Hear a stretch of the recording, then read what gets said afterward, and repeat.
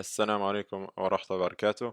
Alhamdulillah, in this video here, inshallah, we're going to be speaking about the two types of verbs from the standpoint of sarf. So from the standpoint or from the perspective of sarf, we can look at we can divide verbs, I should say, into two different categories, which we're going to explain in this video here. But before we can actually speak about the verbs itself, we need to first understand how the verb functions and how it's breaking down and how it's looked upon from the standpoint of the scholars of morphology. So we need to understand that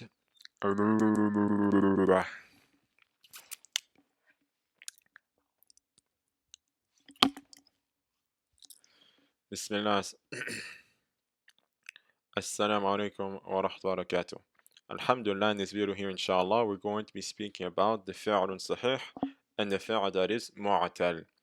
But before we can actually speak about that, we need to understand how verbs are broken down from the standpoint of the scholars of sarf. So most verbs in the Arabic language have three radicals that are represented by the prototype fa'ana. So this is the blueprint, the prototype that we study verbs based upon.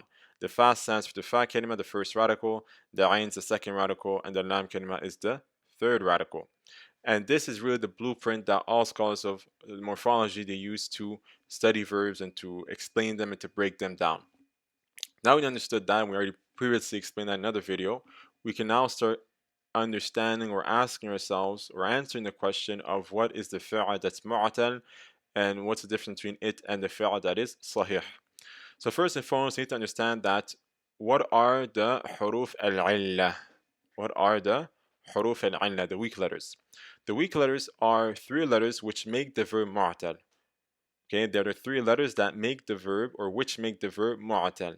What's meant by that is that if one of the kalimas of the letter, if one of the radicals of the verb, I should say, if one of the radicals of the verb, whether it be the fa kalima or the ayn kalima or the lam kalima, if any one of these kalimas have one of these letters, whether it be a waw or a ya or a alif, then that verb is going to be considered mu'tal.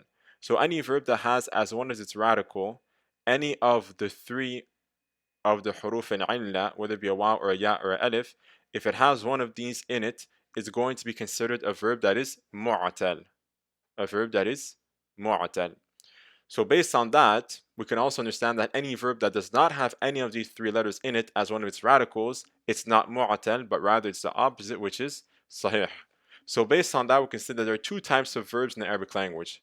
There are the verbs that are mu'tal, which would mean sick, if you will, and the sahih, which means that they're healthy, they're complete. The verbs that are sahih are verbs which have no huruf al-'illah inside of it, which are most verbs in the Arabic language. Most verbs in the Arabic language do not have a waw or a ya or a alif as any of its radicals, thus it's considered a fi'lun sahih. Like dhahaba, kharaja, fahima, sami'a, daraba, the list goes on. All these verbs, they don't have any of these weak letters as one of their radicals.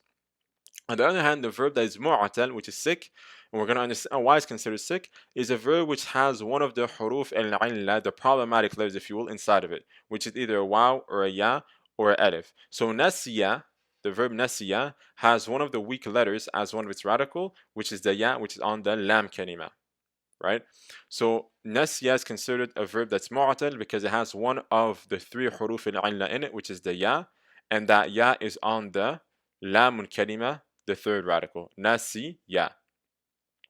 So now that we understood the difference between the verb that's sahih and the difference and the verb that's mu'tal, we can further understand in more details the different categories of the verb that is mu'tal. So the verb that is mu'tal can be broken down into four different categories, five if you want to be more specific, but four. And those four different categories are based on where the actual weak letter is, where the harf illa is. So the fi'l mu'tal will be broken down into these four categories based on where the weak letter is. If the weak letter is on the fa kalima, it's going to be called mithal. So the fi'l mu'tal will be called mithal if the fa kalima is a weak letter, and the first radical is a weak letter. So yasara, for example, and wada'a.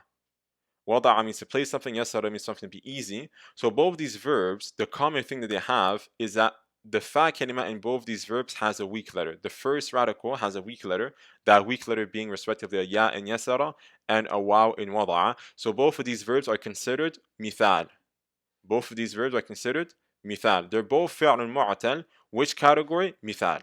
Because the fa kalima has a weak letter, whether it be a ya or a wa. Obviously, it can't be an alif because the alif cannot begin a word. So if any fi'l that's mu'tal has as its weak letter the fa kalima, or the fa kalima has a weak letter in it, is going to be called mithal. On the other hand, if the weak letter is on the ayn kalima, the verb is going to be called ajwaf. So the fi'l mu'tal will be called ajwaf if the ayn kalima is a weak letter. Qana, nama. Qana means he said, nama means he slept. In both of these, the fa kalima, or the ayn kalima, sorry, the middle letter, the second radical, has a weak letter, alif. So it's considered ajwaf. So قال and nama are both فعل معتل. Which category? أجوف. Because why? The ayn kalima has the weak letter in it. The middle, the second radical. Now, if the weak letter is on the lamun kalima, it's called ناقص. So if it's ناقص, if the lam kalima is the weak letter. دعا نسيا. In both of these verbs here, the weak letter is where it's on the lamun kalima, the third radical, the last radical. دعا it's a alif, نسيا it's a ya. So da'a and nasya are both fi'l mu'tal. From which category? Naqis. Why? Because the weak letter is on the lam kalima. And then finally we have the verb that is lafif, and this is where there's a bit more details to it. I won't go into details in this video. But anyways, lafif means that if two of its radicals are weak letters. So sometimes it's very rare. You're going to find a verb which has two letters in it that are weak letters. Yani two letters in it that are either wa or a ya, or a alif and a wa, pretty much. So kawa means to iron. He ironed. Kawa, we have a wa and we have a alif. We have a wa and we have an alif. So we have two weak letters in one verb. So it's called lafif. And then we have waqa. Waqa is the same thing. We have two weak letters, a waw and a alif. Then in the middle, in the ayn kalima, we have a qaf. So kawa and waqa are both fi'l mu'tan. From which category? Al-lafif. Why? Because two of its radicals are weak letters. Kawa, the waw and the alif. Waqa, the waw and the alif also. So these are the different categories of the fi'l mu'tal, and they're categorized based on where the weak letter is. Is it on the fa kalima, or the ayn kalima, or the lam kalima, or are two of its radicals and two of its kalimat weak letters? So that is the fi'l mu'tal and its different categories. Likewise, the fi'l sahih, the verb that is intact, can also be broken down into three categories. So the verb that is sahih is a verb that has no weak letters. A verb that has no weak letters, that has no ya or waw or alif as any of its radicals. And this one can further be broken down into three categories. We have the salim, the mahmuz, and the muda'af. The muda'af is a verb which its ayn kalima and its lam kalima are the same letter. Hajja and marra. Hajja is originally hajaja, and then idgham happened, so it became hajja. Marra is originally marara, and then idgham happened, it became marra. So hajja and marra are not fi'l mu'tal, are not weak letters, because they don't have any weak letters in it. They don't have the waw or the alif or the ya, but they are considered muda'af, which means pretty much doubled, because both the ayn kalima and the lam kalima are the same letters, so it's as if it has a doubleation of one of its letters, which is what it has actually. So it's called muda'af. So hajja and marra are fi'l sahih, are healthy verbs. Why? Because they have no weak letters. Which category are they in? Al-muda'af, because the lam kalima and the ayn kalima are the same. Then we have the verb that is mahmuz. Mahmuz means a verb which has a hamza in it.